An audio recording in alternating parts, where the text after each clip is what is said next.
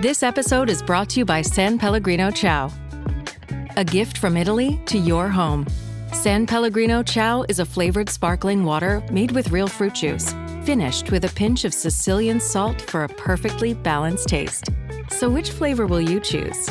Peach, lime, blood orange, cherry, or maybe the all-new limoncello? Crafted in Italy with 0 grams of added sugar. San Pellegrino Ciao. Buy it now.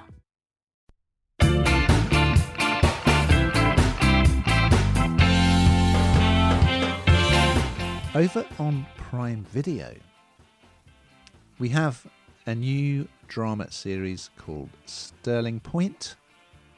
And here's a clip. I am so sorry about your grandfather's passing. That's fine, we didn't know him. Connor, shut up.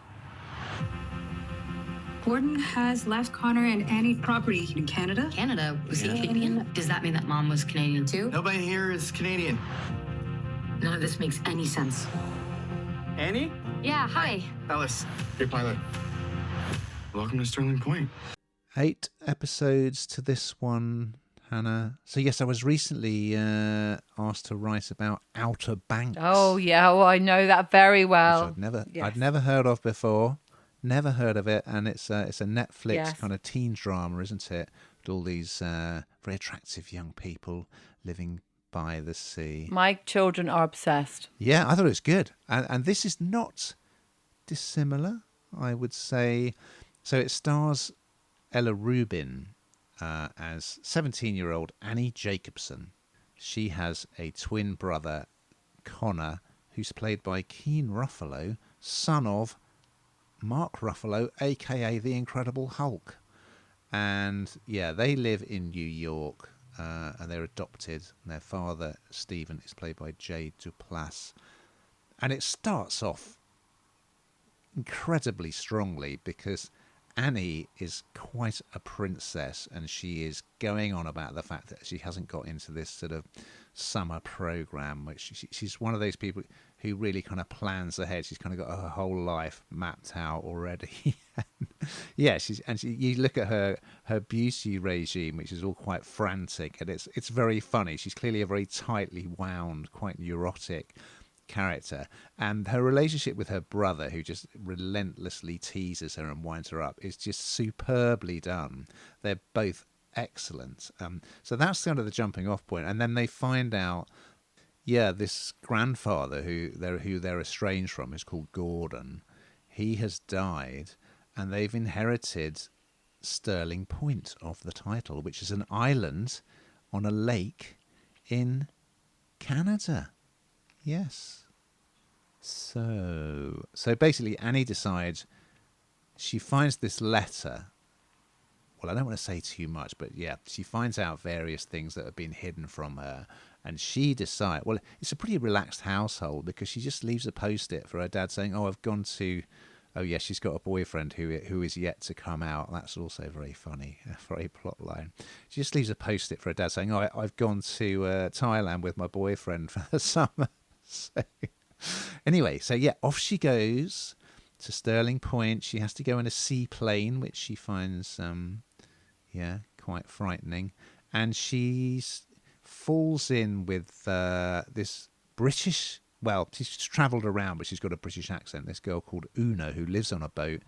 She's brilliantly played by Bo Bragason, who immediately fancies Annie. She's got a younger sister called Maple, played by Mabel Strachan. Then she also meets Ellis, who's a local, played by Jacob White Duck Lavoie. Romance alert. And Sully, who's a bit of a colourful character, also a local, played by Nico Angelo Hinayo.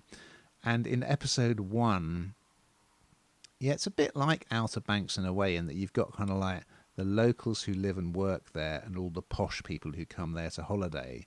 And so this group of new friends, they go to this posh party, and it turns out it's a guy hosting it who Annie used to go to school with. Yeah, and he's very rich. Another romance alert potential. So yeah, I'm sure this isn't aimed at me at all, but I think it's really good. It's really funny and original, and the performances are excellent. So And yes, of course, long buried secrets. You can't go wrong, can you? More long buried family secrets. Another theme for this week's pod. So yeah, I think it's great. I'll be interested to see what your girls make of it. Hannah, what did you think?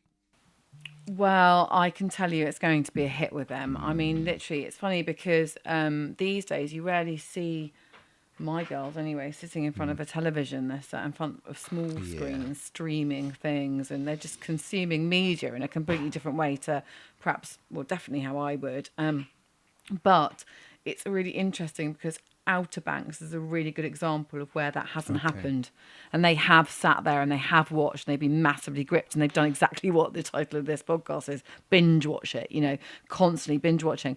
And interestingly, My Life with the Water Boys, my youngest daughter's just read the book. She said that we then put it on Audible for her as well. So she will absolutely love that. This is right in their ballpark. And I think I'm a big fan of Prime Video. I think this is a really clever thing to do. I actually think where in a world where every media outlet is chasing the rainbow, as I call it, and trying to get that younger audience, actually this is where it is. This is where it's at. It's those kind of it's the love stories. It was kind of ever thus. There's nothing new here. There's nothing groundbreaking, but it does seem to be, in my certainly how I feel, with my children, they're actually watching TV to watch this. They're not consuming it in any other way, which I think is really, really interesting. And sat there in front of a big screen, which I would take. I remember when we were children, you'll get square eyes if you keep watching that TV. Now I'm thinking, well, at least it's all the way the other side of the room and not right in front of your face. Thank goodness for small mercies. So I actually think this is one that they will really, really like for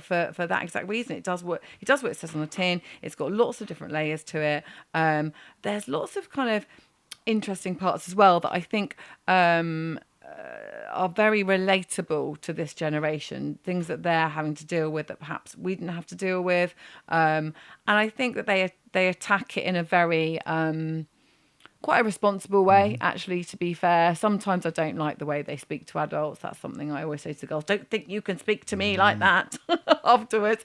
But I do think they are dealing with issues in a way which is good because the children are watching it. The kids are watching. So, I think this is going to be a bit of a hit. Good stuff. And because I'm totally plugged into the young person's zeitgeist, Hannah, I can reveal that the final series of Outer Banks is coming to Netflix soon, and there is also an Outer Banks podcast for fans. Is there? Oh my goodness, the girls will love the fact that they won't love that it's the last series, but they'll love